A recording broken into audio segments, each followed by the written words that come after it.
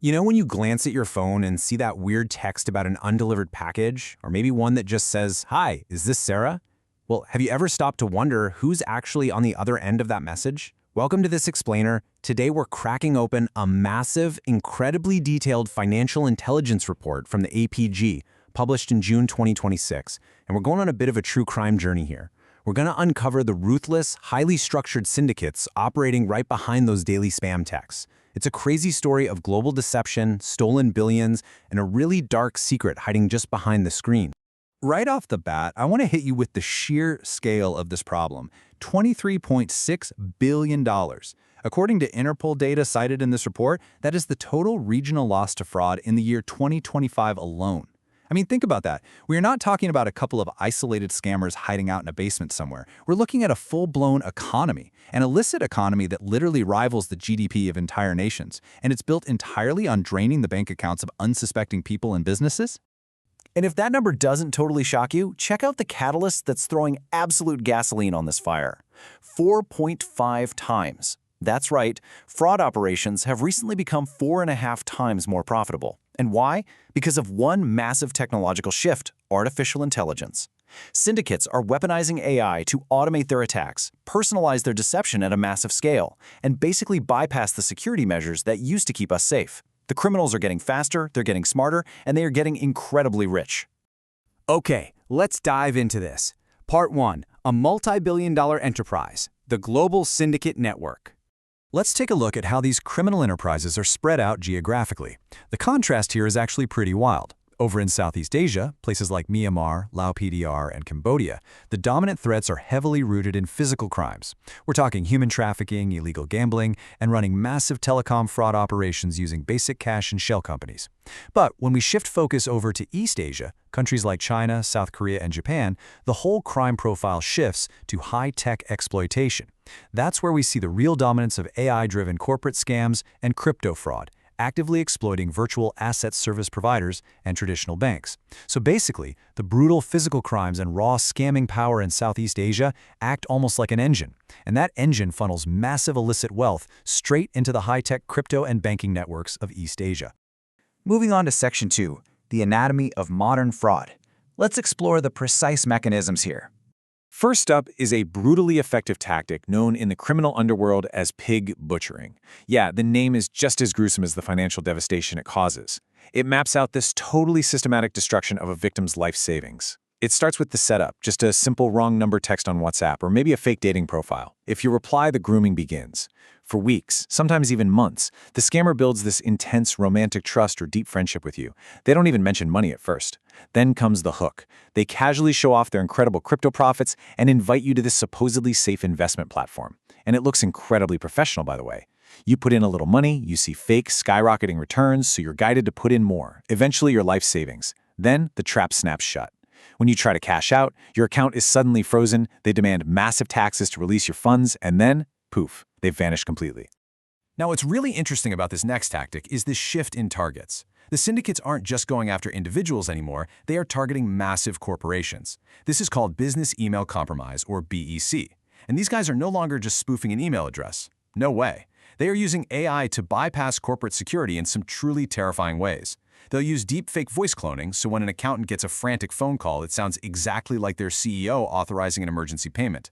They use AI writing style mimicry to analyze past emails and generate new, fraudulent requests that perfectly match the tone, vocabulary, and grammar of trusted vendors. The corporate accounting department literally has no idea they're transferring millions to a criminal shell company until it's far, far too late.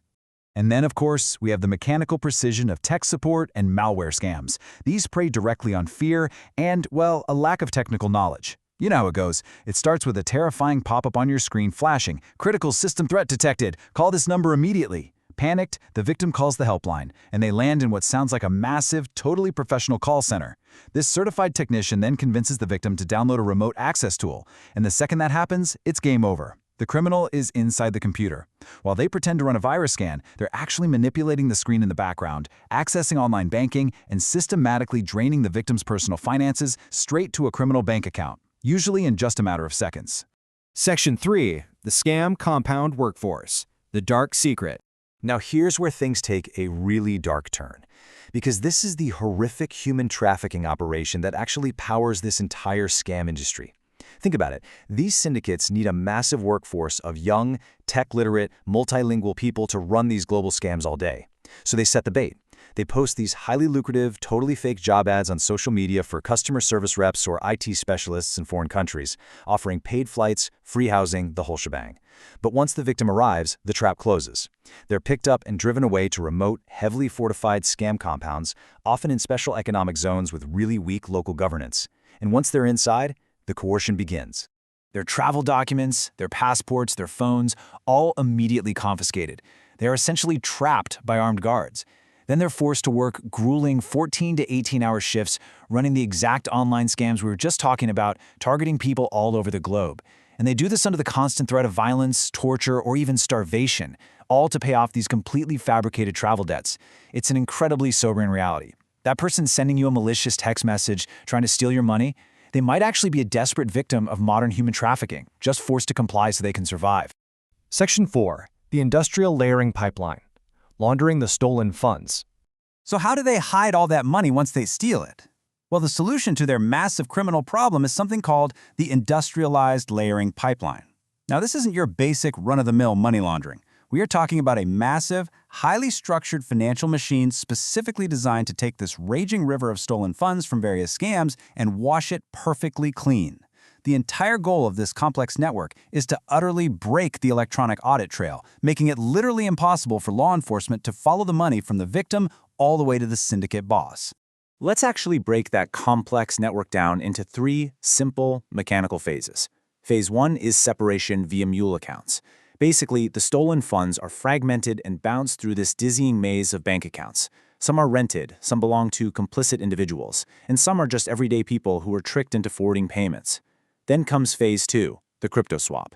All this fragmented cash gets pooled back together and pushed straight into the digital realm, buying cryptocurrency through virtual asset service providers. And finally, Phase 3, chain hopping.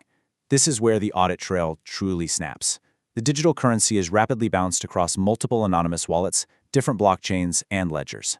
By the time it finally exits and is cashed out into the legitimate economy, say to buy real estate, the mathematical link to the original crime is completely 100% severed. And just to ground this theory in reality, the APG report highlights some massive real-world busts that prove exactly how this digital money buys physical empires. Take Malaysia, for example. An investigation there tore down a syndicate that had amassed about $47.2 million from fake investment portfolios in just a few years. They used professional enablers, like company secretaries, to build a literal maze of legal shell companies. Meanwhile, in South Korea, authorities forfeited roughly $37.8 million in syndicate assets. So we're not just talking about numbers on a screen here. This money laundering allowed these criminals to buy luxury cars, high-end apartments, and even take over a legitimate tire company and fisheries businesses just to hide their wealth. It's wild. Section 5. Stopping the syndicate. The counteroffensive. As you can imagine, beating a multinational, AI-driven syndicate requires a seriously coordinated global strategy. The report emphasizes 3 critical pillars for this counteroffensive. First up, stricter KYC, that's Know Your Customer rules, combined with deep investigations into the ultimate beneficial ownership of companies. We have to stop criminals from hiding behind endless legal paperwork.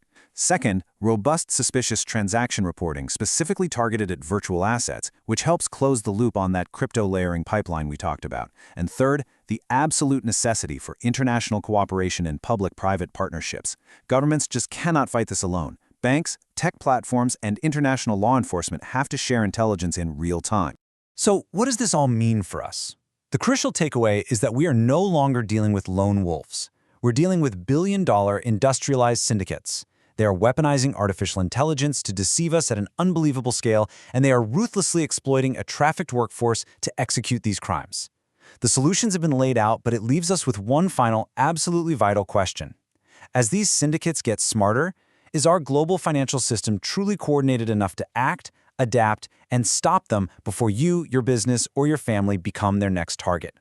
Thanks for joining me for this explainer. Stay vigilant out there, stay informed, and I'll catch you next time.